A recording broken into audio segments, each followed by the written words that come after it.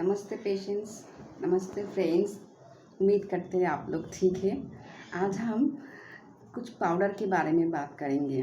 Okay, जो diabetic patients के लिए सिर्फ नहीं, ओवरवेट पेशेंट, जिन लोगों का इम्यूनिटी पावर कम है, जिन लोगों का एलएफटी लिवर फंक्शन टेस्ट में प्रॉब्लम है, लिपिड प्रोफाइल में प्रॉब्लम है एंड यूएसजी रिपोर्ट में प्रॉब्लम है, उन सब के लिए फ़ायदेमंद है।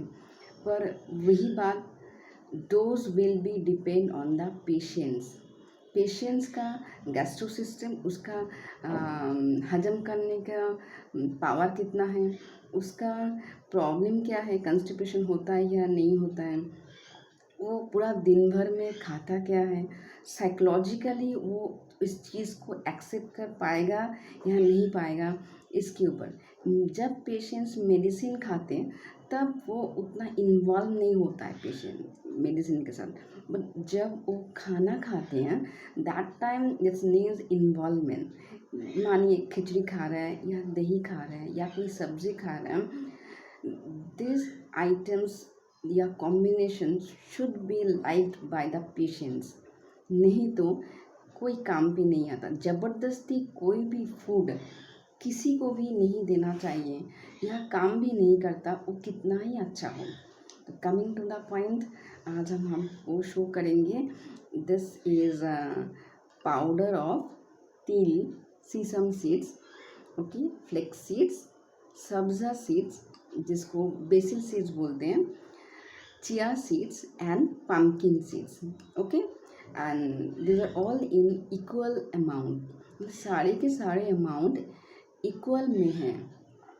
Okay, this is for each and every patients. पर पेशेंट्स की रिपोर्ट के ऊपर डिपेंड करेगा चिया सीड, सब्जा सीड की अमाउंट बढ़ाया जाए या घटाया जाए। पेशेंट्स की रिपोर्ट के ऊपर डिपेंड करेगा फ्लेक्सीड या तेल कितना अमाउंट में होगा। पहले बोल देते इसको कैसे पेशेंट खा सकते या नॉर्मल कोई इंडिविजुअल खा सकते हैं। माने इसको सबसे अच्छा है मिल्क के साथ। ओके, होल मिल्क, उसका फैट रहेगा, नहीं तो D3 डिफिसिट होगा। बहुत लोग छाली हटा के मिल्क पीते हैं, but that's a lots of deficiency. जैसे आप बिना ऑयल के खाना खा के सोचते हैं आपका हार्ट एंड ब्रेन ठीक रहेगा, कोलेस्ट्रॉल फॉर्मेशन नहीं होगा, वो एक जैसा आपका मिसकंसेप्शन है। ये भी एक दूसरी तरह का मिसकंसेप्ट है जे हम उसका छाली हटा के, दूध का छाली हटा के पिएंगे। तो this is best with milk और दही या रायता या फ्रूट जूस और रोटी, होल ग्रेन रोटी। ओके, या स्टफिंग विथ सैंडविच। आप ब्राउन ब्रेड या वाइट ब्रेड कुछ भी ले रहे हैं, उसके अंदर जब स्टफिंग करते हैं तो उसके ऊपर डिपेंड करेगा, पेशेंट के ऊपर डिपेंड करेगा ये आप कितना डालेंगे। ओके, तो ब्रेड प्रोसेस्ड फूड है, अगर आपका हाथ का बना हुआ रोटी है तो better you should avoid bread. झाल मूढ़ी, जो मूढ़ी के साथ गाजर, टमाटर, आपका पीज़, बीन्स सब दे के जो मूढ़ी, जो बैलेंस डाइट है, उसके अंदर भी आप इसको ऐड कर सकते हैं। और वही चीज़ कितना डालेंगे वो पेशेंट के ऊपर डिपेंड करता है, एज के ऊपर डिपेंड करता है। आप 5 साल के बच्चे को कितना देंगे, एक प्रेग्नेंट लेडी को कितना देंगे, और एक ओल्ड एज मेल या फीमेल को कितना देंगे। आज हम डायबिटिक पेशेंट को कैसे देंगे उसके बारे में बात करेंगे।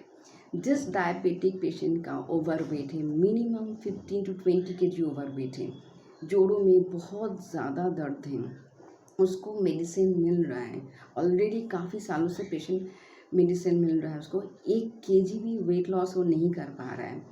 जिन लोगों का बार बार इन्फेक्शन होता है, मतलब उसका इम्यूनिटी पावर कम है या ग्लूकोज लेवल हमेशा ज़्यादा रहता है। जिस डायबिटिक पेशेंट का HDL लेवल कम है, HDL is the good oil for heart, for brain, for our circulation. This is HDL, serum HDL is the cleanser of our body. अगर वो कम है तो ये बहुत फ़ायदेमंद है। ओके, जिन लोगों का कंस्टिपेशन है, डिफलेक, क्रेमाफिन, इस टाइप का मेडिसिन लेते हैं तो भी बॉल क्लियर नहीं होता है, महीने में 1-2 बार डोज देना पड़ता है, उस टाइप की पेशेंट्स के लिए fatty liver grade 2 and grade 3, जिन लोगों का ब्लड शुगर बहुत ज़्यादा फ्लक्चुएट करता है, बहुत ही ज़्यादा, एंड क्रेविंग्स होता है। ब्लड शुगर फ्लक्चुएट करना it's danger for the diabetic patient, and cravings होना वो भी एक डेंजर है डायबिटिक पेशेंट्स के लिए। ये डोज डायबिटिक पेशेंट कितना लेंगे ये डिपेंड करेगा उसका एच से कितना है, मतलब कंट्रोल में है या अनकंट्रोल है। पीपी देखा जाए उसको 450 के ऊपर रहता है, तो ये कितना देंगे। मानिए अगर 20 ग्राम दे रहे हैं तो उसको कितना हिसाब से 4 टाइम्स डिवाइड करके देंगे, या TDS डोज में देंगे या BD डोज में देंगे, डिपेंड करेगा पेशेंट का ब्लड रिपोर्ट क्या है हमेशा। ओके, HDL अगर बहुत कम है तो भी इसका अमाउंट चेंज करना पड़ेगा, फ्लेक्सीड का अमाउंट बढ़ाना पड़ेगा, सब्ज़ा का अमाउंट बढ़ाना पड़ेगा, चिया सीड्स की अमाउंट कम करना पड़ेगा। तो this based on the patients report, patient का कॉम्प्लिकेशंस क्या हैं। ओके, तो that's good for diabetic patients, very good for diabetic patients, not only for diabetic patient, it's good for osteoarthritis patient, low immunity patients, fatty liver patients, joint pain patient. It's good for the children, growing children, pregnant ladies, lactant ladies. हम यहाँ पे सिर्फ diabetic patients के dose के बारे में बात कर रहे थे।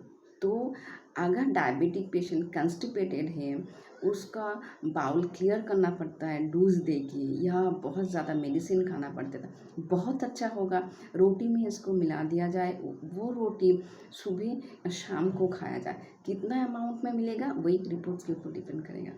ओके, डायबिटिक पेशेंट्स के अगर ऑस्टियोआर्थराइटिस की प्रॉब्लम है तो बेटर ये मिल्क या दही के साथ लिया जाए दिन में 3 बार स्मॉल अमाउंट में। अगर पेशेंट्स को ब्लड शुगर बहुत ज़्यादा फ्लक्चुएट कर रहा है तो सब्ज़ी के अंदर या खिचड़ी के अंदर इसको दिया जाए, या खाना खाने के पहले पेशेंट 1 ग्लास या 2 ग्लास लिक्विड पिए आधा घंटा या 40 मिनट्स पहले। उसमें अगर आप ये डाल देते हैं, मानिए नारियल पानी में, या घर का बना हुआ आपका जो टमेटो स्मूदी होगा, टमेटो स्मूदी के अंदर मतलब टमेटो पेस्ट के अंदर डाल दिया, तो भी that will act nicely, fantastically and very effectively. तो कॉम्पोजिशन क्या है? तिल, flaxseed, सब्जा, chia seed and pumpkin seeds. These are our only very normal, easily available seeds, and you can order it online also, and locally these are also available. तो कोशिश कीजिए बहुत सारे medicine को कम करने के लिए, प्रॉब्लम धीरे धीरे परमानेंटली सॉल्व करने के लिए एडॉप्ट द नेचुरल थिंग। ठीक रहिए, अपना ख्याल रखिए। नमस्ते, जय हिंद।